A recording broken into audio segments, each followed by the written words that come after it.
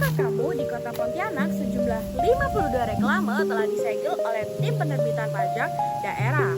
Hal ini dikarenakan kota Pontianak belum bisa melunasi hutang-hutang pajaknya oleh provinsi. Oleh karena itu, kita tidak mau hal ini akan terjadi, bukan?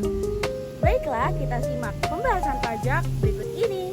Pasal 23A Undang-Undang Dasar Negara Republik Indonesia tahun 1945 telah mengatur bahwa pajak pungutan lain yang bersifat memaksa untuk keperluan negara diatur. Dan juga pajak harus berdasarkan undang-undang. Jadi setiap pajak yang ada di Indonesia harus berdasarkan undang-undang yang merupakan kesepakatan antara pemerintah dan juga Dewan Perwakilan Rakyat. Pajak digunakan untuk keperluan negara bagi sebesar-besarnya kemakmuran rakyat. Jangan sampai jadinya kayak ibu-ibu Lampung yang habisin dana APD selama 14 tahun menjabat sebagai Dinas Kesehatan Kepala yang kerudungnya menjulang tinggi seperti harapan orang tua kayak gini ya.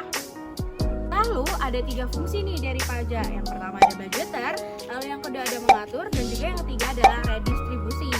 Benda-benda apa aja sih yang bisa kena pajak? Benda-benda tersebut seperti kendaraan mewah berupa motor dan mobil, dan juga tanah bangunan, investasi, dan juga keuangan, dan juga barang-barang mewah seperti tas Hermes, LV, Gucci, Chanel, dan banyak lagi. Pajak yang dipungut dari masyarakat hanya dikelola oleh pemerintah pusat saja. Pemerintah daerah juga memiliki kewenangan untuk memungut dan mengelola pajak daerah di direktorat. Berikut adalah jenis-jenis pajak. Yang pertama adalah pajak penghasilan, yang kedua adalah PPN, yang ketiga adalah pajak bumi bangunan atau PBB.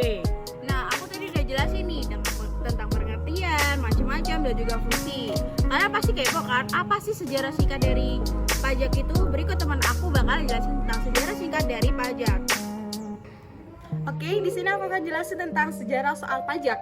Sejarah pajak di Indonesia telah melalui perkembangan yang sangat panjang sejak masa kolonial hingga saat ini. Pada masa penjajahan Belanda, sistem pajak ditetapkan untuk memenuhi kebutuhan fiskal dan mengamankan kepentingan ekonomi Belanda. Pajak yang dikenakan pada saat itu antara lain pajak tanah, pajak kekayaan, dan pajak perusahaan. Setelah kemerdekaan Indonesia, pemerintahan baru mengambil alih dan mengubah sistem perpajakan sesuai dengan kebutuhan pembangunan nasional. Dalam beberapa tahun terakhir, pemerintah Indonesia terus melakukan reformasi perpajakan guna meningkatkan keadilan, efisiensi, dan transparansi. Beberapa langkah yang diambil antara lain pembangunan teknologi informasi untuk mempermudah pelaporan dan pembayaran pajak, pemberian insentif pajak bagi sektor-sektor tertentu, serta peningkatan penegakan hukum terhadap pelanggaran perpajakan. Bener nggak sih, Din, sejarah pajak itu kayak gitu? Bener banget tuh, Don. Nah, kalian pengen tahu nggak sih pajak kita itu kira-kira dialihkan kemana? Nah, dalam APBN 2019 direncanakan pembelanjaan negara sebesar 2.461 triliun yang digunakan untuk belanja pemerintah pusat sebesar 1.634 triliun. Nah, pemerintah merencanakan penerimaan dari dalam negeri sebesar 2.165 triliun yang berasal dari penerimaan perpajakan sebesar 1.786,4 triliun. Sektor perpajakan berperan sebesar 72,59% dari belanja negara atau 82,51% dari penerimaan negara. Nah, kemana sih 1 juta uang pajak kita tuh dialokasikan? Tentu saja ini dengan fasilitas yang kita sering gunakan seperti taman, jalan, halte bus, dan juga prasarana umum lainnya. Nah, itu tadi materi yang udah aku sampaikan. Sekarang kalian mau tahu nggak sih siapa aja yang berkewajiban untuk membayar pajak? Selanjutnya akan dijelaskan oleh teman saya. Nah, aku bakal ngejelasin nih siapa saja sih yang berkewajiban membayar pajak. Secara umum, siapa saja yang memiliki penghasilan, kekayaan, atau melakukan transaksi tertentu di Indonesia wajib membayar pajak. Dan beberapa pihak yang wajib. Yang pertama, individu.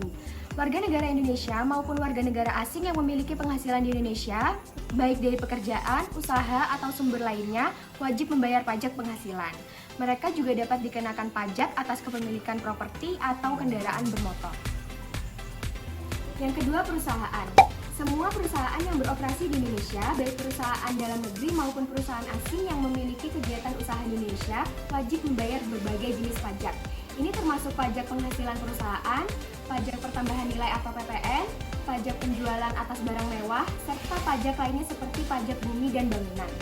Yang ketiga, pedagang dan penyedia jasa. Individu atau perusahaan yang bergerak di sektor perdagangan, jasa, atau sektor lainnya juga diwajibkan untuk membayar pajak. Misalnya pedagang e-commerce, penyedia jasa konsultasi, dokter, pengacara, dan lain sebagainya. Ada beberapa cara untuk membayar pajak online. Berikut pembahasannya. Untuk pembahasan terakhir, yaitu cara membayar pajak online.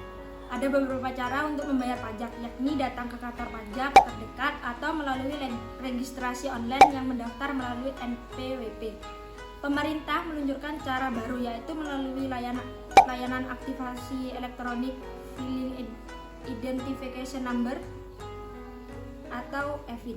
Layanan ini diberikan kepada wajib pajak untuk melakukan EVIN agar wajib pajak dapat melakukan transaksi elektronik dengan Direktorat Jenderal Pajak. Kenapa sih perlu aktivasi EVIN? Aktivasi EVIN harus dilakukan agar wajib pajak dapat melakukan transaksi online.